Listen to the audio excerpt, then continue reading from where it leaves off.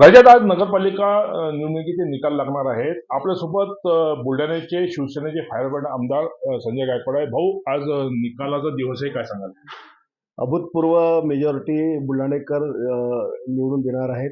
नगराध्यक्षाची seat आमची लागणार आहे आणि बुलढाणेकरांनी बुलढाण्याचा विकास पाहून सत्तेच्या हातामध्ये सत्ता असली पाहिजे. आमदार, सरकार, केंद्र सरकार आणि त्यातून येणाऱ्या योजना याचा पुरेपूर फायदा बुलढाणेकरांना मिळावा आणि मग बुलढाणेकरांनी धनुष्यबाणाचे बटन मोठ्या प्रमाणात दाबले आणि त्याच्यामुळे आता तासा 2 तासामध्येच तुम्हाला दिसेल की बुलढाण्यामध्ये नगराध्यक्षासह पूर्ण मेजॉरिटी ही शिवसेनेची जिंकलेली आपल्याला पाहायला मिळेल. भाऊ, विरोधकांकडून फार मोठ्या प्रमाणावर प्रचार करण्यात आलेला आहे आणि आपण आपल्याला पूर्ण 100% आपण म्हणता की आपली निवड होणार आहे. विरोधकांना मुद्दा नव्हता, त्यामुळे त्यांचा प्रचार हा त्याला काही अर्थ नव्हता. आम्ही लोकांना आमची कामं दाखवली आणि काय करू शकतो आम्ही हे लोकांनी अनुभवलेलं आहे. त्याच्यामुळे लोकांनी आमच्यावर विश्वास ठेवलेला आहे आणि काँग्रेस मुळातच देशात संपत चाललेली आहे.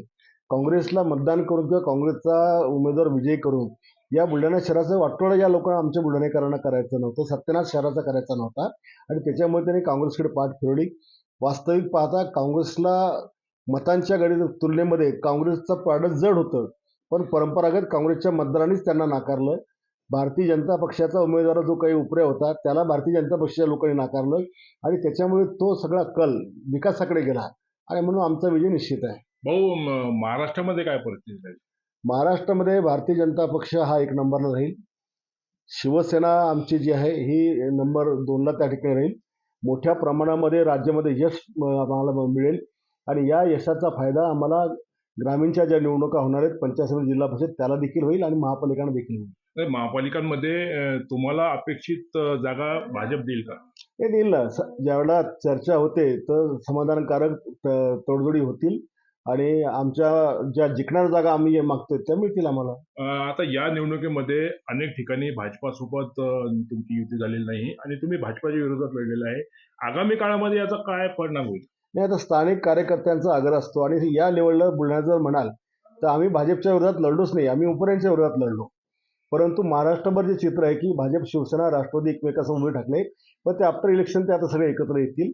कारण शेवटी प्रत्येकाला नगरसेवक व्हायचं असतं, अध्यक्ष व्हायचं असतं आणि कार्यकर्त्यांचे आग्रह असतो ते युत्या झाल्या नाहीत, पण भविष्यात आमच्या युतीचा काही परिणाम होणार नाही. शिवसेनेचे जे नेते आहेत उद्धव ठाकरे गटाचे, संजय राऊत यांनी जो आरोप केला आहे की एकनाथ शिंदे यांची ड्रग्जची फॅक्टरी आहे. नालायक संजय राऊत आहे आणि ती बाई पण नालायक आहे. लाज वाटायला पाहिजे की राज्याचे एक मुख्यमंत्री असे ज्यांनी काम केलं महाराष्ट्रामध्ये, इतकं काम केलं, त्यांना काय गरज ड्रग्सची फॅक्टरी टाकायची?